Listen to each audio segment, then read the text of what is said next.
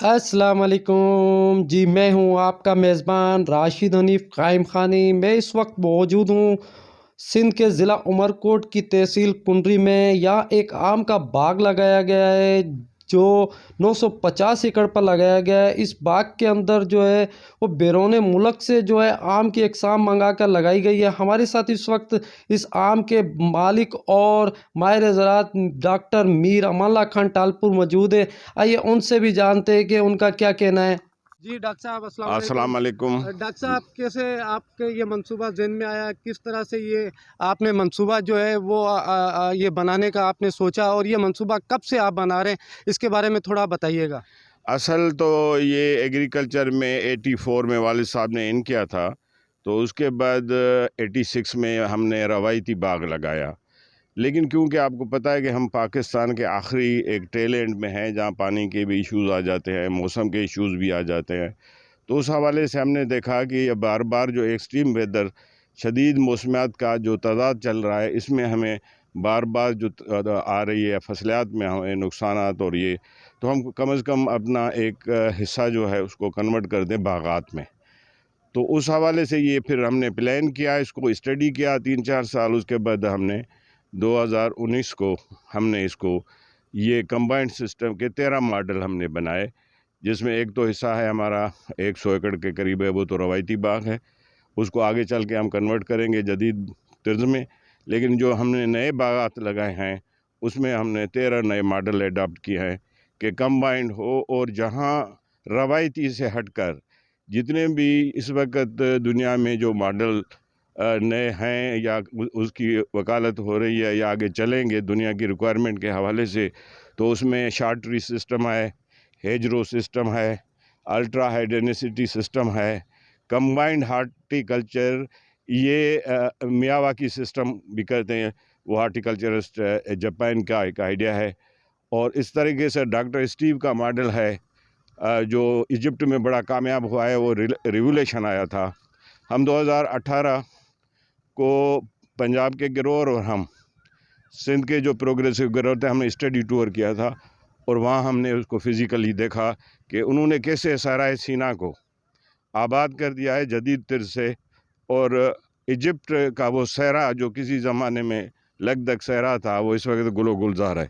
तो हमने भी कहा कि क्यों ना अपनी धरती को हम बेहतरी की तरफ ले जाएं, हमारी इकनॉमी भी हो, हमारे इलाके की एक रेवेन्यू भी बने, और लोगों का मकामी और खुसूसी तौर सूबा और हमारा पाकिस्तान उसकी इकनॉमी बेहतर हो। क्योंकि आगे जो ये वन बेल्ट वन रोड आएगा, तो इसमें हमारे जो बागात हैं जो रवायती तौर पर शेल्फ लाइफ जिनकी कम थी, उसमें आम सरवाइव करेगा, और भी हमारे जो शॉर्ट शेल्फ लाइफ फ्रूट हैं तो उनकी आगे बड़ी डिमांड होगी सेंट्रल एशिया में, यूरोप में, क्योंकि ये सारा वन बेल्ट वन रोड से जुड़ जाएगा।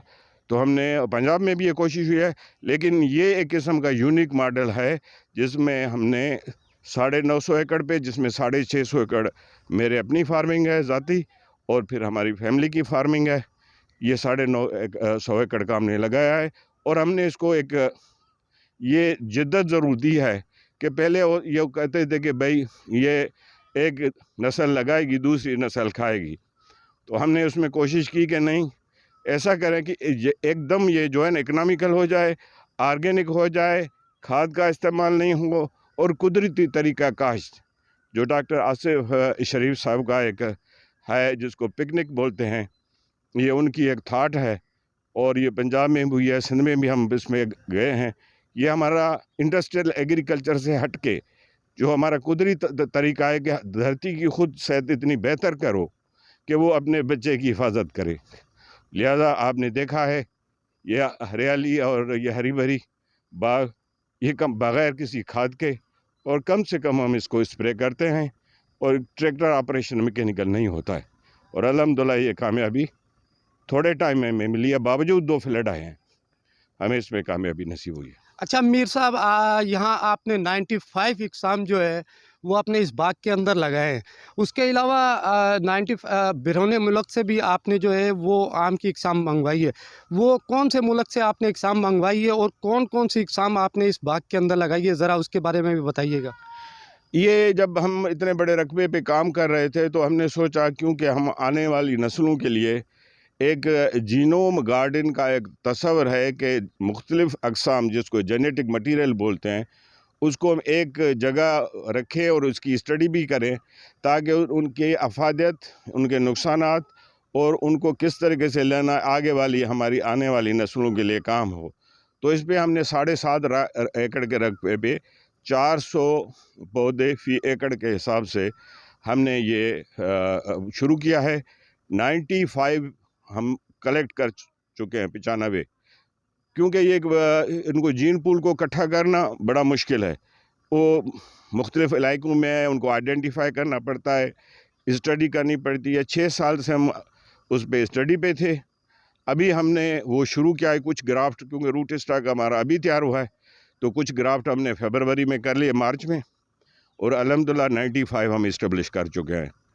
बाकी हमारा जो जीन पूल है वो क्योंकि अभी फिर हमारा जो मौसम आएगी अगस्त और सितंबर में ग्राफ्ट की, तो वो आइडेंटिफाइड हैं और इंशाल्लाह हम जो है वो कोई एक अंदाज़ा है हमें कि हम 150 के करीब शायद इसी साल पहुंच जाएं। इसी हवाले से हमें पंजाब से भी कलेक्शन करनी पड़ती है, इंडिया से भी है, ये हमारे यानी रीजनल हैं। उसके अलावा फ्लोरिडा से हमने बहुत सारी है, सेंसेशन वैरायटी है, वो पहले भी आ चुकी है, टॉमी एटकिन है, वेलेंशिया प्राइड है, नूरजान है जो इंडिया से हमने मंगाई है, गुजरात की तरफ एक होता है। सबसे बड़ा जो दुनिया का इस वक्त महंगे में महंगा आम है मियाज़ाकी, जो जैपनीज़ है, उसकी इस वक्त जो इंडिया की ब्रीड है उसकी 3 लाख रुपए किलो मार्केट हुई है, जबकि जापान की जो है वो इस साल अमेरिका में 5.5 लाख रुपए किलो हुई है मियाज़ाकी। ये बैंगनी लाल कलर का एक होता है आम, ये वो भी अल्हम्दुलिल्लाह हमारे पास आ गया है। इस तरीके से हमारे पास ये सारी जो वैरायटीज़ हैं वो हम कलेक्ट कर रहे हैं। कुछ क्रॉस ब्रीड्स हैं, कुछ चांद सीड वैरायटीज़ हैं, कुछ हमारी लोकल वैरायटीज़ हैं, और पंजाब की भी जितनी वैरायटीज़ हैं वो हम इधर लगा रहे हैं। इंशाल्लाह मैं समझता हूँ कि ये आने वाले नस्लों के लिए एक कम अज़ कम रहनुमा एक्सपेरिमेंट या उसूल बन जाएगा इंशाल्लाह। अच्छा मीर साहब, ये भी साथ में मुझे बताइएगा कि आपने ये जो आम का बाग लगाया, इसके अंदर फर्टिलाइज़र का कितना खर्चा आ जाता है, साथ में इसकी पानी का जो है वो कितनी मिकदार में हो जाता है, और इस पर फ़ी एकड़ पर कितना खर्चा आ जाता है, ये भी हमारे नाज़रीन को थोड़ा बताइएगा। सर, पहले जो एक रवायती ज़मींदारी थी, यानी जिसको हम क्रॉप एग्रीकल्चर करते थे, वो हमारा अगर 100 रुपया अगर हमारी इनकम होती थी तो 80% वो ख़र्चे में निकल जाता था, 20% पे गुजारा होता था ज़मींदार का। हमने जब अभी आए हैं, अभी हमारा ये 4th ईयर समझो कि शुरू है इस वक्त, लेकिन अल्हम्दुलिल्लाह हम इतने कंफर्टेबल हैं कि ये बाग जो हमारा 2028 को अपने फाइनल गोल पे पहुंचेगा, यानी तमाम अक़साम में, क्योंकि यहाँ आम के सवा 8-10 जो फ्रूट्स हैं वो इसमें इन्वॉल्व हैं, तो ये सारा हमारा सिस्टम जो है अपनी जवानी तक इकोनॉमिकल अर्निंग में पहुंचेगा, वो 2028 को टारगेट है। लेकिन इस वक्त भी हम बहुत कंफर्टेबल हैं कि हमारा ख़र्चा जो है इस वक्त अगर 100 रुपया इनकम आती है तो हमारा ख़र्चा 20 रुपया है और 80% बचत के ज़मरे में आता है। वो इसलिए कि यहाँ कोई भी प्लोइंग नहीं होती, यानी ट्रैक्टर मैकेनिकल ऑपरेशन नहीं है, यहाँ ज़ीरो फर्टिलाइज़र एप्लीकेशन है। हमने फर्मेंटर बनाए, इफ़ेक्टिव माइक्रोब्स जो हैं वो फर्टिगेट करते हैं, कल्चर डालते हैं उसमें। अल्हम्दुलिल्लाह उसके रिज़ल्ट आप देखें कि इस वक्त पौधा अपने कुदरती माहौल में इतना हरा भरा, इतना सेहतमंद है। आपने यहाँ लीमू भी देखे, और मेरे ख़्याल में अभी उसकी एज 3.5 साल है, लेकिन पत्ते पत्ते के साथ फ्रूट है, यानी एक जो प्री सीज़न है वो अभी ये तोड़ चुके हैं, उसके बाद भी इसमें इतना फ्रूट है। ये 2 साल का ग्रेप फ्रूट का आपने देखा कि मैं समझता कि उसमें भी इतना सारा फ्रूट लगा हुआ है। अल्हम्दुलिल्लाह ये जो नई सिस्टम है जो डॉक्टर आसिफ शरीफ साहब की गाइडेंस में हम कर रहे हैं, तो इसे हमें, जिसको रीजनरेटिव एग्रीकल्चर बोला जाता है या कुदरती तरीके काश्त, असल उसमें मकसद है कि ज़मीन की हैत को उसी नहज पे लेके आओ जहाँ कुदरत ने बनाई है। जो हम उस पर फर्टिलाइज़र्स या ये गोडी या ये जो ऑपरेशन करते हैं, तो इस ज़मीन की हैत को हमने बिगाड़ दिया 40 सालों में। तो अल्हम्दुलिल्लाह वो हमारा तो ये तवक्को थी कि 5 साल लगेंगे हमें कि वो अपना बायोटा जो है, सॉइल बायोटा है, उसको हम अपनी हैसियत में लेके आएँ। वो 2-3 सालों के अंदर अंदर उसने माशाल्लाह रिज़ल्ट देने शुरू किए।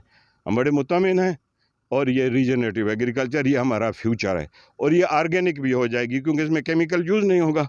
और इसमें हमने बड़ी जो कोशिश की है कि जो परिंदे हैं उनके लिए हम ऐसा माहौल बनाएं कि वो जो हमारी नस्लें या गुम हो गई, वो अल्हम्दुलिल्लाह अभी सैकड़ों बल्कि हज़ारों की तादाद में वो तमाम जो परिंदों की जो अक़साम है वो आना शुरू हो गई है। हरा तोता जो है हमारे इलाके की पहचान थी वो ख़त्म हो गया, लेकिन 2 साल से अभी कोई 20 यानी ये हरे तोते भी 2 साल से हैं कि उनकी अफज़ाइश हो रही है और हम उनको इनकरेज कर रहे हैं, उनके लिए आर्टिफिशियल नेस्ट लगा रहे हैं ताकि ये मुख्तलिफ जो भी हैं, क्योंकि ये हमारे माहौल दोस्त चीज़ें हैं, तो वो आप ऑब्ज़र्व करेंगे कि ये तमाम चीज़ें सपोर्ट कर रही हैं हमें।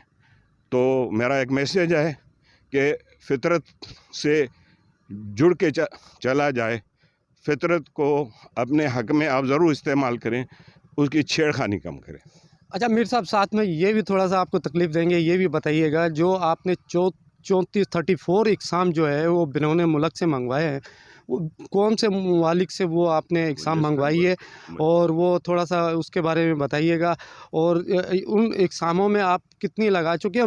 मज़ीद आपका क्या हदफ़ है, कितनी इक़साम लगाएँगे? सर इस वक़्त हम जो है 35 वैराइटीज़ जो हम लगा चुके हैं, वो पूरी इन लिस्ट हैं। आप वहाँ थोड़ा अगर उनका देखेंगे, विज़िट करेंगे तो वहाँ नंबर लगे हुए हैं, वो हमारे पास उनका रिकॉर्ड पड़ा हुआ है कि इतनी वैराइटीज़ हमारे पास हैं। तो उस हवाले से कोई 35 वैराइटीज़ हम जो है वो लगा चुके हैं। जो मैंने कहा कि थाईलैंड की अभी महाशनोक एक ऐसी वैरायटी है जो अक्सर आप देखते हैं कि बड़ी साइज़ का थोड़ा कलर्ड आम होता है, उसकी गुठली बहुत छोटी होती है, आजकल ज़्यादा वो सोशल मीडिया पे है, वो भी है। मियाज़ाकी भी है। जितने भी बेहतरीन अक़साम हैं जो पहले इधर मौजूद नहीं थी। मियाज़ाकी इधर पहले मौजूद नहीं थी, महाशनोक इधर पहले मौजूद नहीं थी। अल्हम्दुलिल्लाह ये तमाम वैराइटीज़ जो हैं वो आ रही हैं, कुछ पाइपलाइन में हैं। मेरा अंदाज़ा है कि हम कोई मेरे ख़्याल में 70 के करीब इसी साल पहुंच जाएंगे जो हमारी एक्ज़ोटिक जो बाहर से हमने वैराइटीज़ मंगाई हैं या पाइपलाइन में हैं, या यहाँ जो मुल्तान में जो गवर्नमेंट नर्सरीज़ हैं या हमारे बेस्ट ग्रोअर हैं, तो उनके पास कुछ स्टॉक मौजूद है, कुछ हम बाहर से मंगा रहे हैं, वो आ भी रही हैं इंशाल्लाह। अच्छा मीर साहब, एक छोटा-सा और हमें ये भी बताइएगा कि ये जो आम के बागात आपने इसको लगाया है, आप लोगों को क्या मैसेज देना चाहेंगे? लोगों के लिए क्या मशवरा देंगे कि आम के बागात से या दीगर फसलों से क्या फ़ायदे हैं? आम हमारा ख़ुसूसी तौर सिंध और पंजाब का जो प्राइड फ्रूट है, यानी वो फ्रूट जो हमारा कौमी फ्रूट भी है और इंटरनेशनल मार्केट में उसकी डिमांड भी है, वो है आम। और जैसे ही हमारे ये वन बेल्ट वन रोड होगा और हमारा आम जो है वो बाय ट्रेन या बाय रोड अगर जाएगा तो यहाँ का इलाका खुशहाल भी होगा और बाहर से एक्सचेंज बढ़ जाएगी। गवर्नमेंट इस वक्त ज़बरदस्त उसको प्रमोट कर रही है और स्पेशली आपने अभी देखा कि मियाँ शहबाज शरीफ साहब ने जो बॉर्डर ट्रेड का जो हमारी सिस्टम बंद पड़ा था, कोई 7 मार्केट्स उन्होंने अब खाली बलूचिस्तान में अनाउंस किए हैं, कुछ KPK में कि वो करेंगे। तो ये हमारे लिए हम अभी ये इस वक्त आप देखो आम का रेट अच्छा हुआ है, ग्रोअर खुश है, मुतमिन है। अभी आएंगे नौजवान ज़्यादातर इनक्लाइन हैं क्योंकि नए हिसाब से हमारे जो सिस्टम है उसमें ये बाग जो है वो ज़्यादा बेनिफिशरी होगा कौमी सतह पे, इलाकाई सतह पे और लोगों की इक़्तिसादी सतह पे। तो इंशाल्लाह इससे अच्छी उम्मीद है और ये बढ़ेगा, रुझान बढ़ेगा इसका। अच्छा मीर साहब, कोई हुकूमत से मुतालबा करना चाहेंगे या हुकूमत से कोई आपकी अपील होगी? सर हुकूमत रियासत माँ होती है और माँ का काम है कि बच्चों को संभालना, तो रियासत अपने काम में लगी हुई है। मैंने कहा कि ये 7 मार्केट्स खुली हैं इस वक्त ख़ास और ख़ुसूसी तौर पर जो मौजूदा फेडरल गवर्नमेंट है उसका ज़्यादा फोकस है कि एग्रीकल्चर वो सिस्टम है जो इमीडिएटली आप उसे रेवेन्यू जनरेट कर सकते हैं। तो इस पे ज़्यादा फोकस है। जितनी भी पहले अदवार हैं उससे इस वक्त उनसे ज़्यादा फोकस है। बस हम कहते हैं कि इंशाल्लाह ये सिलसिला चलता रहे और ये तवज्जो माँ की जो है बच्चों की तरफ वो बेहतर है। इंशाल्लाह इससे बेहतरी होगी। जी, आपने माहिर ज़राअत मीर अमानुल्लाह खान टालपुर साहब की बात सुनी। नेक्स्ट वीडियो तक अपने मेज़बान राशिद हनीफ़ कायम खानी को इजाज़त दीजिए।